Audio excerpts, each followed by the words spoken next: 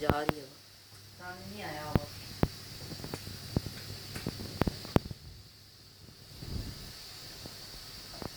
Bread खाती है। Biscuit दो, छोटा पीस बिस्किट दो ना।